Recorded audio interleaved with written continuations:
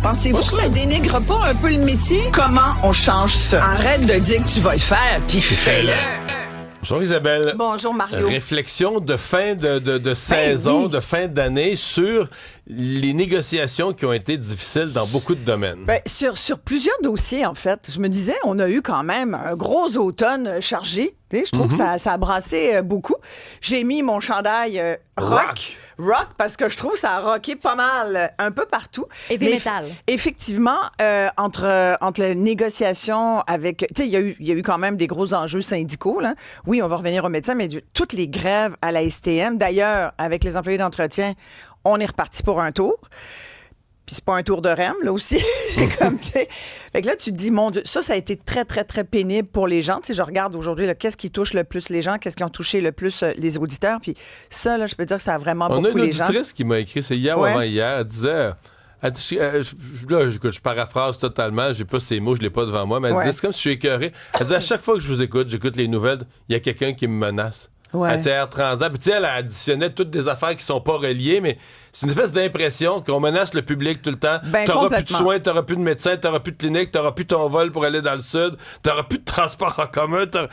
Elle disait, mais c'est quoi, là? C'est un peu pénible, j'avoue, et on va espérer que l'année 2026 ne soit pas comme ça, mais j'ai malheureusement peur que ça continue un peu. Oui, c'est une tendance, puis chaque semaine, il y a un groupe qui sort pour demander, demander d'autres choses, demander des conditions de travail meilleures. Moi, je comprends ça, on peut pas être contre ça non plus, mais à un moment donné, il y a comme un exercice aussi de conscience à faire, puis de dire, tu sais, aujourd'hui, ce qu'on sait en cette fin d'année 2025, malheureusement, il faut se le rappeler, les riches n'ont jamais été aussi riches d'un point de vue global, mais même chez nous, et les pauvres n'ont jamais été aussi pauvres, tu sais. Mais parce que le coût de la vie est élevé. Oui, le coût de la vie est très élevé. Aujourd'hui, j'en parlais à mon émission cette semaine, du coût des propriétés, du coût des logements.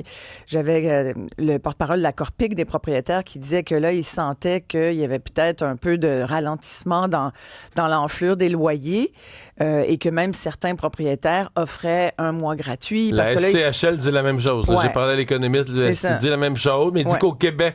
Au Québec, c'est la hausse l'année passée quand même été vraiment de loin la plus haute au Canada. Mais l'année prochaine, ça serait moins pire. On est comme un an en retard sur le reste du Canada. Voilà, évidemment. Mais tu sais, en même temps, quand tu regardes, il y a un article ce matin dans le journal qui dit que les loyers continuent tout de même d'exploser. À Sherbrooke, Trois-Rivières, pour un 4,5, là, pour la première fois, c'est passé au-dessus de la barre des 1 000 $. Tu voyais pas ça avant, tu avais ça à 600-700$ dans ces marchés-là. Fait que, tu sais, oui, il y a des gens qui disent « Hey, ça peut-tu faire un peu? » Parce que moi, j'en ai pas la possibilité de me plaindre, de faire de la grève, de demander... tu sais, on a eu des demandes cette année de 25% d'augmentation. Tu as beau mettre ça sur 4-5 ans, ça reste quand même que c'est beaucoup. À l'Air Transat, je pense qu'ils ont eu 50-60 dans ces eaux-là.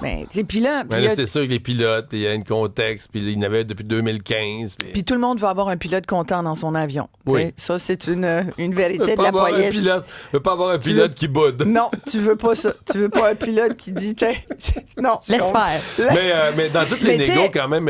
Et là, il y a évidemment, tu parlais. Les médecins. Mais là, le gouvernement a reculé. Je sais pas moi, je reçois les détails, là, minute par minute. As-tu les détails? Ben, vas-y donc avec quelques détails. Je reçois les détails, mais c'est même pas possible. Le gouvernement a reculé essentiellement. Le retrait des pastilles de couleur, le retrait de l'affiliation de toute la population, les indicateurs de performance basés sur le volume, c'est retiré. Le gouvernement ajoute de l'argent dans l'enveloppe, un 14,5% dans l'enveloppe, retire toutes les obligations de service à la population.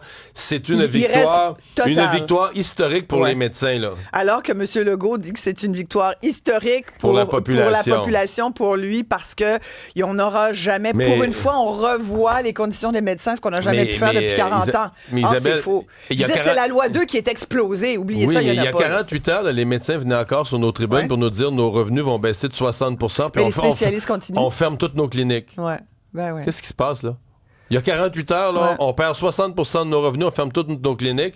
Là, on est plus 14 on a gagné sur toute la ligne. Il y a quelqu'un qui s'est fait niaiser quelque part, là. Complètement. Puis c'est le contribuable patient. Et puis je pense qu'on l'a dit depuis le début. Et on peut pas nous reprocher de ne pas l'avoir dit, de ne pas avoir émis des doutes, d'avoir remis en cause depuis le jour 1 l'attitude du ministre de la Santé.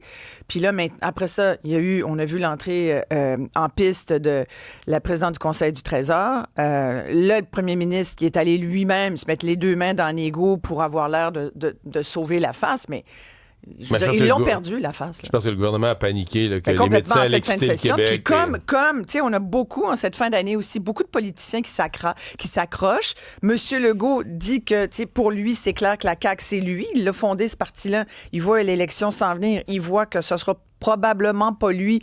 Il veut rester. Il veut fédérer tout le monde autour de lui. Il veut surtout que le monde soit content. Tu sais, Monsieur Legault, c'est la base. Il faut que le monde soit content. Alors, il faut que les Québécoises soient contents. Fait qu'on va leur donner, les médecins, il faut qu'ils soient contents, ça suffit. On va leur donner ce qu'ils veulent. Mais, tu sais, il y a 2 jours, quand on a su ça, je me suis dit, tout ça pour ça, on s'est fait tout tuer ce psychodrame-là pour rien. Des mois pour ça. Ouais. Pour accoucher d'une crotte de souris, même pas de la souris au complet. Voyons donc. Écoute, puis là, je viens d'entendre Pablo Rodriguez, je suis crinqué.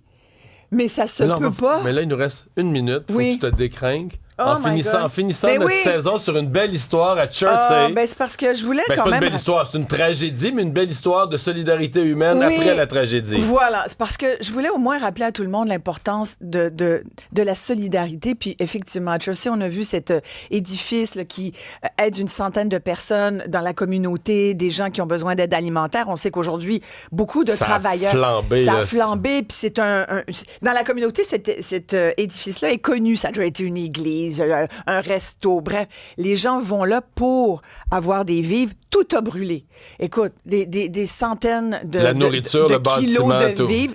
Heureusement, il y avait 2 personnes qui habitent là, deux personnes âgées qui ont été sains et saufs. Alors, il y a quand même de la lumière, tu vois, qui pointe.